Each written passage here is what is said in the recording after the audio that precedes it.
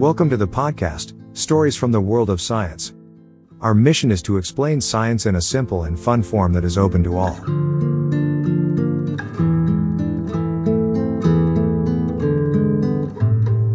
SARS global outbreak of 2003.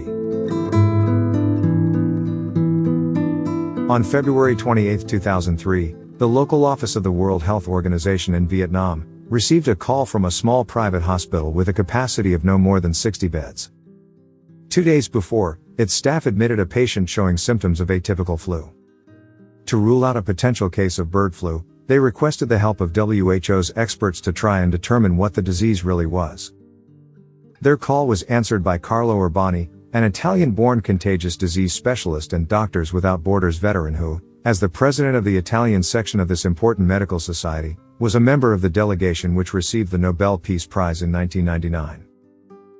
When Urbani, as the official representative of WHO, examined the patient named Johnny Chen, an American-Chinese businessman, it quickly became clear that the situation was very serious. He suspected the unfortunate businessman to have contracted a completely unknown disease that doctors had never heard of before and were therefore unable to tell how dangerous and contagious it was. Urbani and the hospital's medical staff spent the following days collecting different samples and any other pieces of information they could gather from the patient, reviewed them and then sent them on to WHO, requesting immediate advice. Urbani also made sure that a special quarantine department was set up within the hospital. This soon turned out to be an important decision, as one of the first conclusions the doctors were able to draw was that they were dealing with an extremely contagious disease. It was later found out that of the illness' first 60 victims, half were members of the medical staff. When doctors first presented symptoms of the disease, they faced the difficult obligation of isolating themselves, as well to avoid infecting their families and so spreading the disease across the city. So they stayed in the hospital for the entire duration of the research. In one of his reports to a colleague, Urbani said, "I am in a hospital full of crying nurses. People are running around, yelling, and are completely frightened. We do not know what kind of disease it is, but it is not flu." None of the precautions taken by the hospital's medical staff turned out to be excessive.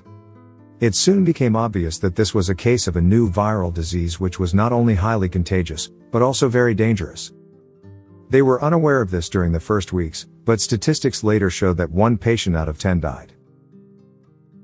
On March 9, WHO had already gathered enough information to meet with the highest representatives of the Vietnamese authorities and warn them about the gravity of the situation. Professional help from the international community had by this time begun reaching the hospital. Experts from abroad brought with them all the equipment developed and used in research of the most deadly and contagious diseases such as the Ebola virus. The private hospital was shut down and its patients were transferred to a special department of the Bach Mai Public Hospital, where local doctors teamed up with members of Doctors Without Borders who were already used to dealing with similar situations. When all the key precautions for fighting epidemics had been taken, the death rate stabilized. The outbreak of the disease in Vietnam became a good example of how to act when such a disease is suspected to have occurred. If Urbani had not been as convincing in warning the authorities to react as quickly and transparently as they did, we could have witnessed a catastrophe of epic proportions. On March 11, soon after the situation in Hanoi was at least partially under control, Urbani flew to Bangkok to take part in a science conference. While still on the plane, he felt ill and already started showing typical symptoms of the newly discovered disease.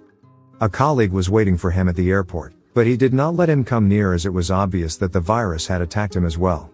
For over an hour, Urbani and his colleagues sat quietly each on his side of the waiting room, waiting for the ambulance to bring all the equipment necessary for doctors to protect themselves from dangerous infections. Urbani was taken straight from the airport to quarantine in a local hospital, where he spent the next 18 days fighting for his life. He developed the respiratory symptoms typical of all the virus's other victims. He could only talk to his wife and 3 children over the phone because the infection was so dangerous that no one without adequate protection was allowed to come in direct contact with him. Despite his extensive knowledge of infectious diseases and the help of medical colleagues who flew in from Germany and Australia, bringing with them several new antiviral drugs, he finally lost his battle with the new and deadly disease. He died on March 28, 2003, a month after his expert advice was requested by the hospital in Hanoi. He left his diseased lung tissue to science. Johnny Chen, however, the businessman who brought the disease to Vietnam, was not the first to have been affected by the virus. WHO soon received information from other parts of the world about this new, highly infectious form of flu that quickly became known as SARS. In no more than a few weeks, the disease had spread to 3 continents, and it seemed that humankind was threatened by a pandemic of unforeseeable proportions. That is why on March 15 the WHO Director General issued an alarming warning in which he urged that strictest precautions be taken in order to stop the pandemic. Researchers later found out that the first case of SARS probably occurred in November 2002, in a Chinese boy from Foshan.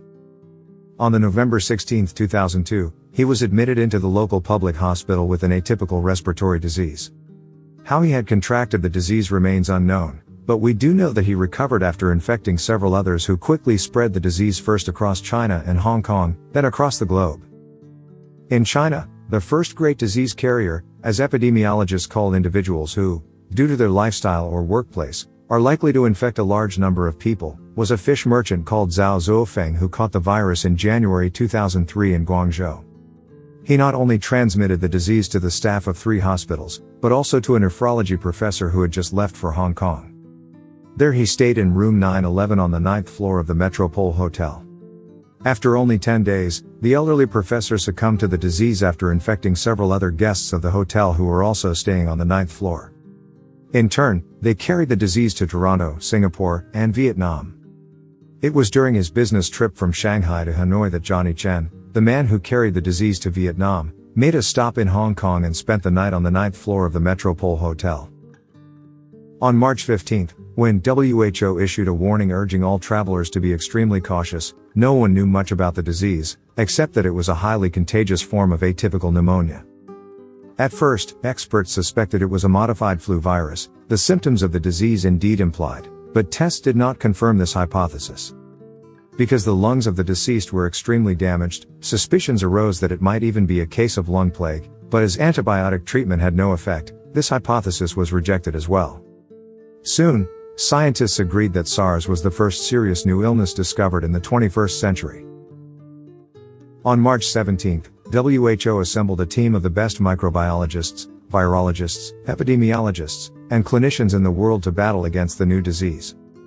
With conferences being held daily and all the information transmitted via the internet, it was established at the beginning of April that the disease was caused by a new virus of the coronavirus family, which had never before been noticed in humans or in animals. Coronaviruses are relatively harmless and cause common colds. SARS, it seemed, was no typical coronavirus. By April 12, the scientists were already familiar with the entire genome of the virus, and on the May 1 an article was published giving a detailed description of the virus. In the middle of May, when the epidemic reached its peak and each day was filled with reports of several hundred new cases, scientists were still without any medication or vaccine to fight it, so the authorities had to resort to usual measures that have been practiced by humankind for thousands of years. All those contaminated were immediately isolated to prevent the disease from spreading further. In Singapore, webcams were installed in the homes of potential carriers of the virus, to ensure they kept the terms of their quarantine. The penalties for leaving quarantined homes were very severe. In Hong Kong, the apartment building in which the highest number of infected people lived, was evacuated and its residents were moved to a special camp for 10 days. In China, it took longer for the authorities to realize the gravity of the situation. In the end, this was the reason why a quarter of all reported cases of SARS were from Beijing. Of course, it could have been even worse if, at a certain point in time, the Chinese authorities had not reacted so firmly. They shut down all the schools, theaters and cinemas, and prohibited all public events. At the end of April, they decided to build a new hospital in the suburbs of Beijing which would specialize in treating SARS. 7,000 construction workers set a record by constructing the hospital in no more than 8 days for $170 million. Then, as suddenly and mysteriously as the disease appeared, it began to vanish in the summer of 2003. Considering the fact that 774 people died of SARS, it was fortunate that only 8,096 people were infected. You just listened to the podcast, Stories from the World of Science, written by Sasho Dolines.